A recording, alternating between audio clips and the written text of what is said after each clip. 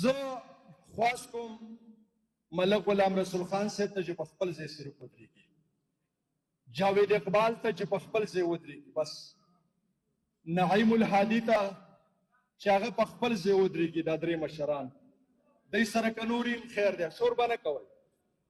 زه درخواست کوم ملک غلام قادر ته د دې بل فریق چې هغه په خپل ځای باندې ودرېږي، ملک امان الله ته درخواست دی چې په خپل ځای باندې ودرېږي، مسعود خان ته درخواست دی چې هغه په خپل ځای باندې ودرېږي، سعد الله ته خواست دی چې هغې په خپل ځای باندې ودرېږي.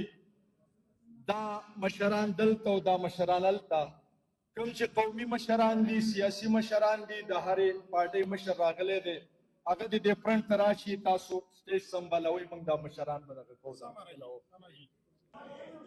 دا د سلارزو د منتشر هغه خاندان دی چې خپلو سره وران شوی و.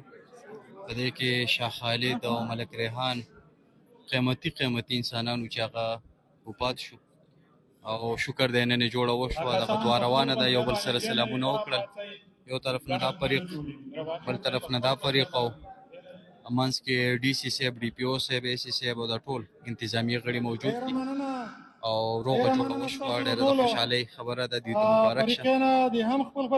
دا داسې خاندان و چې د دوی په دې ورانه ټول باجوړ خفه و، او د دوی په دې روغه ټول باجوړ نن خوشحاله دی.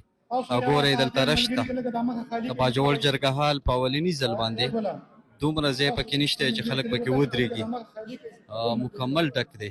دا د دې خلکو په دې روغه خوشحاله دي او دې دپاره راغلي دي چې ویټنس شي، ویني په خپلو سترګو باندې. دې خاندان ته ډېر ډېر مبارک شه. او هغه خلک چې د هغوی دشمنیانې دي، نو د هغوی دپاره دا یو غټ سبق دی چې دشمنۍ نه څه جوړېږي نه، قیمتي انسانان پکې ضایع کېږي. نو تاسو خپلو کې جوړ شئ، او الله دې وکړي چې دغه شانې جوړې دا دوامدارې پاتې شي، او نورم چې د چا خپلو سره دشمنۍ وي چې دا ختمې شي. ډېرې مثالي دي او نن د بیا مشهوري شي. څه پکې شته نه ریویو پکې نشته، بس نه بس